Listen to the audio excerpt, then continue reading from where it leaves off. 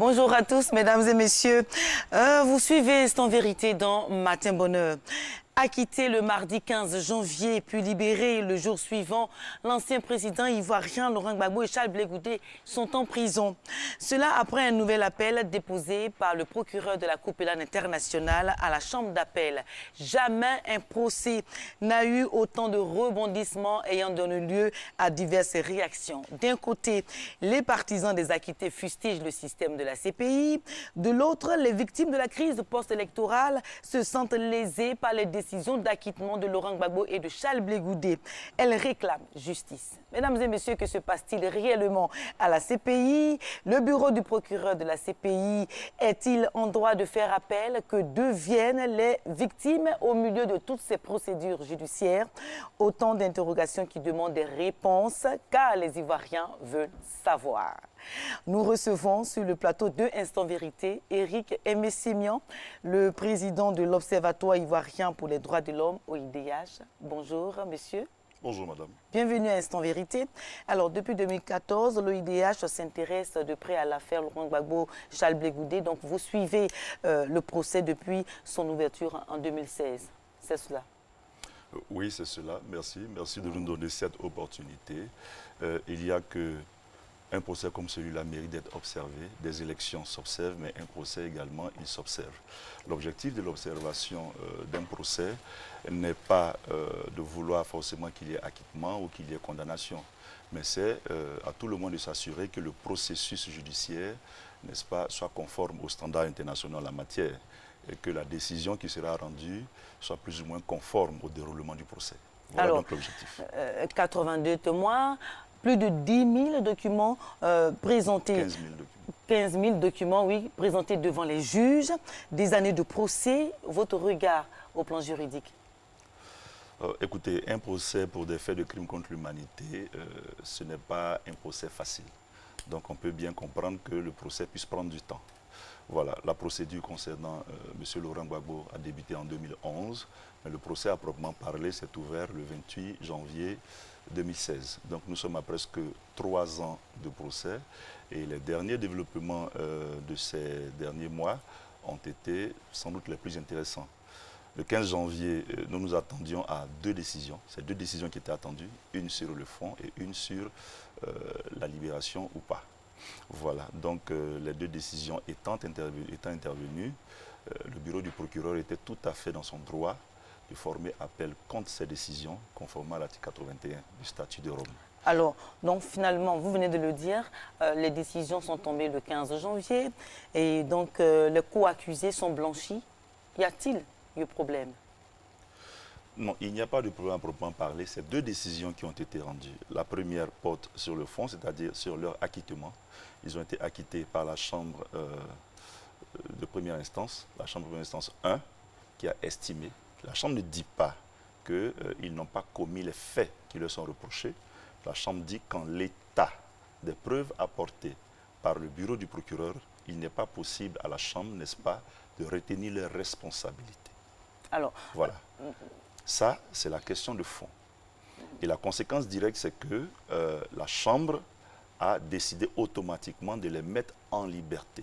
Bien. Automatiquement. Oui, ça c'est vrai. Mais en même temps, la question avant celle que je viens de poser, c'est que 82 témoins sont passés devant les juges. Oui. Vous l'avez si bien dit, plus de 15 000 documents ont été présentés. Oui. Il y a eu des années de procès, donc avant cela, il y a eu des enquêtes et tout cela. Oui. Comment on peut expliquer, comme vous l'avez si bien dit, que le procureur n'ait pas pu établir la responsabilité des acquittés, enfin qui étaient encore accusés en ce moment-là, des acquittés, dans le déroulement des faits qui ont prévalu pendant la crise post-électorale en Côte d'Ivoire? Écoutez, de notre point de vue, c'est que ce procès avait d'abord suscité beaucoup d'intérêt et beaucoup d'attentes. C'est-à-dire du côté des victimes d'abord, ensuite pour un simple devoir de vérité, pour la mémoire collective ivoirienne. Donc nous nous sommes intéressés à ce procès dès son entame, mais il n'y a que progressivement, nous avons commencé à déchanter quelque peu. Parce que pour nous, nous nous attendions à ce que la vérité se manifeste et que les responsabilités soient situées. Mais bon, écoutez, à un moment donné, dans un procès, toutes les parties ont des droits. Le bureau du procureur a des droits, les victimes ont des droits, mais la défense aussi a des droits. Oui. Notre point de vue est que effectivement, les constatations de la Chambre de première instance semblent se rapprocher de nos observations, qui sont que, au fur et à mesure qu'on évoluait dans le procès, on avait l'impression que soit le bureau du procureur n'avait pas fait un travail sérieux, et qui plus est, nous avons aussi constaté qu'on a voulu peut-être partir des personnes pour aboutir aux faits, et non pas partir des faits pour aboutir aux personnes. Expliquez-vous. Ainsi, en faisant un focus sur la personne, les personnes des accusés, en partant du fait qu'on veut M. Blé Goudé, on veut M. Gbagbo, et on essaie, n'est-ce pas, de le rapprocher des faits, on fait forcément fausse route. Il aurait été plus intéressant de prendre une approche, n'est-ce pas, qui parte des faits pour situer les responsabilités. Alors, et ceci s'est également déroulé dans le cadre du procès Bemba, dans la situation en République centrafricaine. Vous avez vu la décision qui a été rendue par la chambre d'appel, la même chambre d'appel qui estime qu'en l'état des preuves qui lui ont été fournies, il n'y a pas de moyen de retenir la responsabilité de M. Bemba. Alors bien, selon vous, dans votre explication, quelle a été la grande faille de la démarche de la procureure de la CPI? Alors, de notre point de vue extérieur, il y a d'abord que quand une situation comme celle-là éclate, il ne faut pas d'abord commencer par donner de l'espoir et promettre des choses surréalistes aux victimes. Ça, c'est d'abord un. Faire naître des attentes démesurées du côté des victimes. Ensuite, comme on l'a dit tout à l'heure, il ne faut pas faire un focus sur les personnes. Vous voyez, la procédure concernant l'ancien président Laurent Gbagbo est allée très vite. C'est-à-dire, en 4 mois, c'était déjà plié et il était à la haie. C'est bien. Mais, après plus de 5 ans d'enquête et d'investigation, déjà, souvenez-vous qu'en 2013, la chambre préliminaire avait estimé que le bureau du procureur ne rapportait pas suffisamment de preuves pour retenir la responsabilité des accusés.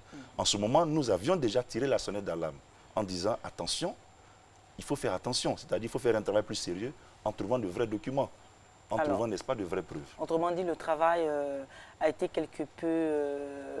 bon, peut-être les dossiers qui ont été présentés n'étaient pas suffisants. Alors, nous ne dirons pas ça comme cela, mais nous dirons simplement que, écoutez, pour un procès pour crime contre l'humanité, surtout dans un pays comme la Côte d'Ivoire, il aurait fallu beaucoup de preuves plus solides, des témoignages beaucoup plus coordonnés.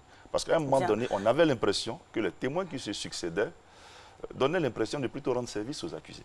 Alors, la décision d'acquittement, comme vous l'avez si bien dit, est tombée avec effet de libération immédiate, tout cela. Alors, les procureurs de la CPI font appel une première fois, ensuite un deuxième appel qui suspend finalement la décision de la Chambre de première instance. Aidez-nous à comprendre tout ceci. Non, l'appel qui a été fait vise la mesure de libération immédiate. D'accord. C'est-à-dire, il faut bien lire les décisions. L'appel a été fait ce même jour et le bureau du procureur a le droit de faire appel. C'est-à-dire, nous sommes jusqu'à présent dans une situation de droit.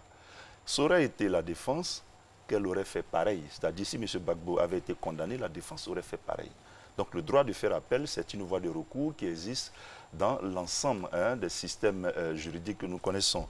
Voilà. Donc, le procureur fait appel concernant le point précis de la libération de M. Gbagbo et de M. Blé Goudé. Donc, la chambre d'appel saisie décide, n'est-ce pas, de le retenir en liberté jusqu'au lendemain, le temps que les parties fassent leurs observations. Non, c'est une procédure normale. C'est une procédure normale. Alors, donc, que dites-vous de ceux qui y voient un acharnement du bureau du procureur? De tous ceux qui sont proches de Laurent Gbagbo, qui disent que Fatou Bensouda et son équipe s'acharnent sur les acquittés, enfin, sur les co-accusés, je veux dire. Alors, pour l'instant, il faudrait que les gens comprennent aussi qu'un procès, il repose essentiellement sur la règle de droit, sur les règles de procédure. Pour l'instant, nous sommes dans un schéma tracé par le statut de Rome. C'est-à-dire que ce qui se passe actuellement entre, n'est-ce pas, dans les possibilités et les hypothèses qui s'offraient à la chambre d'appel et au bureau du procureur. Alors, un procès n'a pas vocation à satisfaire tout le monde. Donc, chacun peut y aller de son interprétation. Mais avant de faire des interprétations, il faut bien lire le statut de Rome pour bien le comprendre et savoir lire surtout les décisions qui sont rendues. D'autres même vont plus loin. Hein, d'autres vont plus loin avec le maintien en détention de Laurent Gbagbo et de Charles Blé Goudé malgré l'acquittement. Enfin, ce fait-là suscite beaucoup d'incompréhension de la part des proches de Laurent Gbagbo. Il parle même de déni de justice en cours à la CPI. Qu'en dites-vous? Non, ce n'est pas un déni de justice à proprement parler. Nous sommes en plein dans une procédure d'appel Et la chambre d'appel, n'est-ce pas, avait la possibilité d'ajourner sa décision, c'est-à-dire le temps, n'est-ce pas, pour les parties de faire des soumissions et de mieux présenter, n'est-ce pas, leur cause. Parce que dans l'histoire, le bureau du procureur ne dit pas qu'elle s'oppose catégoriquement à la libération de M. Gbagbo.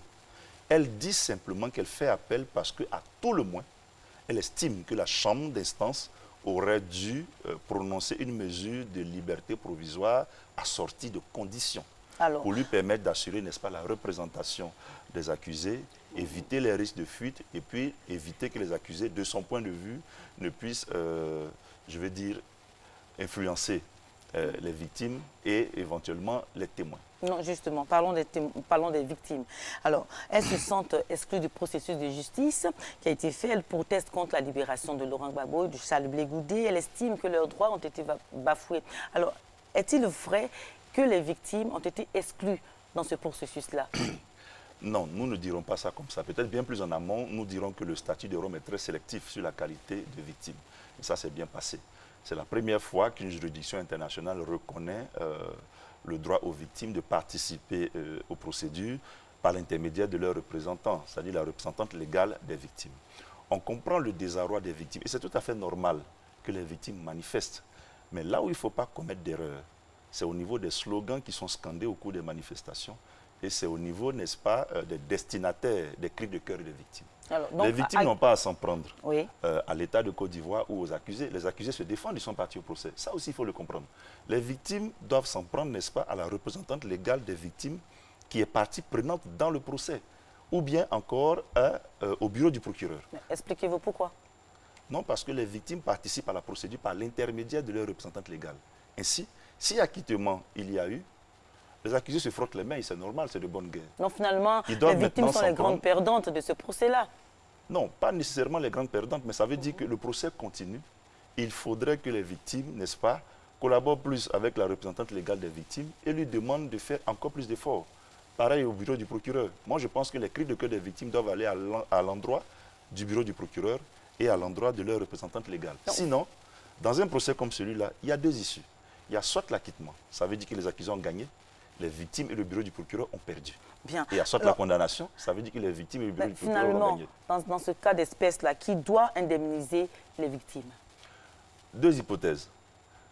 En cas d'acquittement, ce qui voudrait dire que les accusés sont innocents, la Cour pénale internationale, les juges de la Cour ne peuvent pas prendre de mesures pour ordonner des réparations.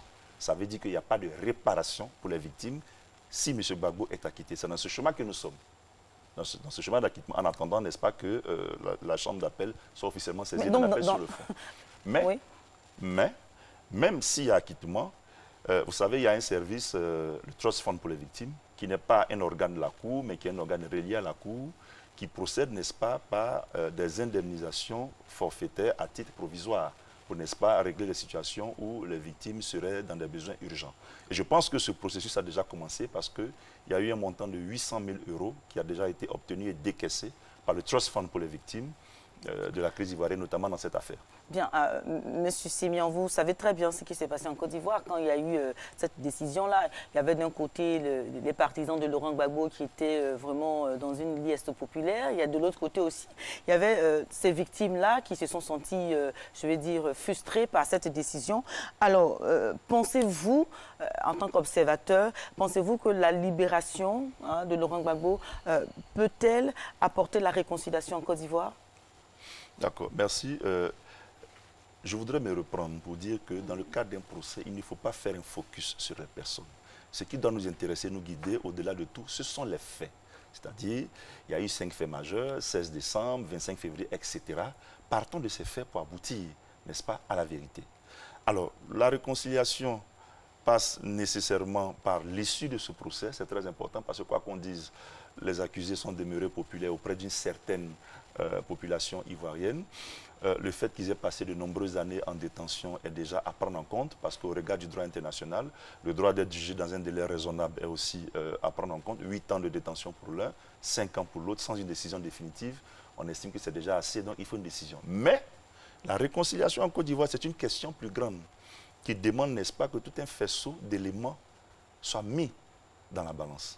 Il y a ce procès, Il y a la question même de la justice ivoirienne, la justice post-crise, comment les procès se sont déroulés ici. Il y a la question de toutes les victimes, parce que les victimes, il n'y en a pas seulement eu dans un camp. Il y en a eu dans tous les camps. Il y a eu des victimes à Djokwe, à Guiglo, à Tout-le-Pleu, à Non-Kwakouté. Il faut pour une vraie réconciliation que tout cela soit pris en compte. Et enfin, il faut que les conditions vraies d'un état de droit soient réunies, c'est-à-dire l'ouverture de l'espace démocratique, plus de garanties et de liberté pour l'opposition, que les exilés puissent revenir. Je crois qu'il y a des pas qui ont été faits, mais il nous reste encore beaucoup à faire. Il y a des pas qui ont été faits, effectivement, c'est ce que j'allais vous dire. Aujourd'hui même, vous le savez en tant qu'observateur, il y a je vais dire, le lancement du dialogue politique, pouvoir-opposition sur la réforme de la CEI. Donc il y a des pas importants qui sont faits dans ce sens-là. Alors, le 1er février prochain, une autre audience est attendue. Alors, que doit-on attendre de cette audience-là? Il s'agira de quoi, le 1er février, pour éclairer tout le monde? Alors, la Chambre d'appel a donné un délai à la représentante légale des victimes, à la défense et au bureau du procureur de soumettre encore des observations, des points et des moyens, n'est-ce pas, pour lui permettre de mieux statuer. Donc, ce 1er février, il y aura encore des présentations d'observations et d'arguments de la défense, du bureau du procureur et de la représentante légale des victimes au besoin. Ce qui veut dire une décision pourrait tomber ce 1er février, tout comme ultérieurement. C'est-à-dire que la Chambre peut décider ce jour de se prononcer sur la question de la libération ou pas de M. Gbagbo, ou bien ajourner sa décision. Tout compte fait, ce sera des auditions où toutes les parties, n'est-ce pas, vont encore argumenter. Non, ce ne sera pas la fin.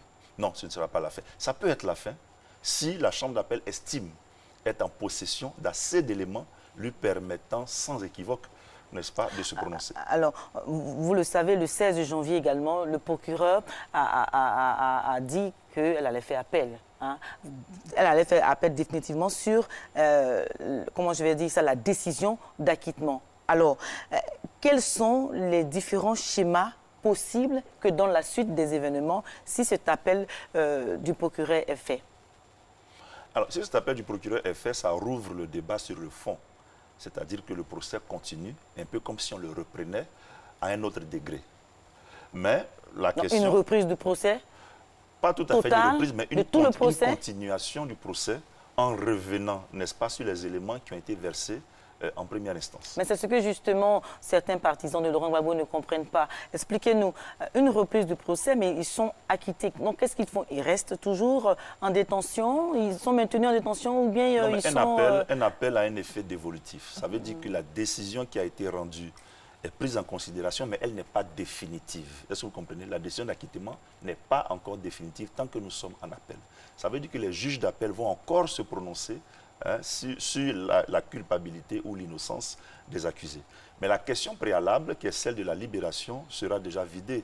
C'est-à-dire que la Chambre d'appel se sera déjà prononcée sur le point de savoir si les accusés restent en détention ou pas. Ainsi, ce procès peut bien continuer en appel et M. Gbagbo, M. Blé Goudé peuvent avoir été mis en liberté définitive, enfin en liberté immédiate, sans condition, ou en liberté provisoire avec condition. Donc, voici les chemins qui sont possibles. Tout comme la chambre d'appel peut décider, c'est un scénario possible aussi, de les maintenir en détention le temps, n'est-ce pas, de statuer définitivement sur le fond de l'appel. Malgré le fait qu'ils aient été acquittés? Oui, mais nous sommes en appel. D'accord. Nous sommes en appel et l'affaire est dévolue à la chambre d'appel. Alors finalement, la question de leur destination finale, au cas où ils seraient finalement libérés, qu'en est-il? Alors, je crois que tout est d'abord question de savoir s'il y a des États qui sont prêts à les accueillir, dans un premier temps. Mais s'ils sont libérés, mis en liberté définitivement, et qu'il n'y a pas de restriction à leur liberté, ils seraient peut-être libres de revenir en Côte d'Ivoire. Il ne faut pas perdre de vue que M. Gbagbo fait l'objet d'une condamnation en Côte d'Ivoire, une condamnation à 20 ans pour l'histoire de la BCEAO. Donc cette question aussi devrait être levée. Il y a un mandat d'arrêt international qui est en cours. On ne sait pas quel sera le sort de ce mandat. On ne sait pas si, dans l'élan qui a suivi l'ordonnance d'amnistie du 6 août, ce mandat d'arrêt sera levé ou pas. Donc voici autant de questions préalables. Mais dans un premier temps, il faut trouver des États qui soient, n'est-ce pas, volontaires pour les accueillir. D'accord. Alors vous, en tant qu'observateur et en même temps, par rapport à l'OIDH, vous travaillez sur les questions des droits de l'homme. Quel regard portez-vous sur tout ce procès, sur tout ce qu'il y a eu comme processus préliminaire, procès en tant que tel, maintenant à la chambre d'appel? Comment voyez-vous cela? Oui, nous revenons sur nos observations. C'est d'abord pour rassurer les Ivoiriens. Ce qui se passe actuellement est tout à fait une situation de droit fondée en droit par le statut de Rome, notamment les articles 81 et suivants. On est à la phase d'appel. Voilà, ça peut réussir comme ça peut ne pas réussir, quels que soient les camps. Je ne sais pas ce que réussir ou échouer signifie. Mais notre regard, c'est que nous avons un sentiment de déception. Un sentiment de déception parce que nous attendions beaucoup de la part de la Cour pénale internationale, notamment du bureau du procureur. Voilà. Pour ce procès particulièrement, nous avons le sentiment qu'il n'y a pas beaucoup d'efforts qui ont été faits. Pour nous, l'accusation n'a pas vraiment montré des dispositions permettant à la chambre d'instance de statuer. Bien. Faire les enquêtes, alors qu'ils ont eu la possibilité d'avoir l'État de Côte d'Ivoire qui a coopéré pleinement. Alors on ne comprend pas pourquoi est-ce que le travail a été fait de sorte que les témoins, n'est-ce pas, ne soient pas en mesure de situer clairement le juge. Ça, c'est d'un.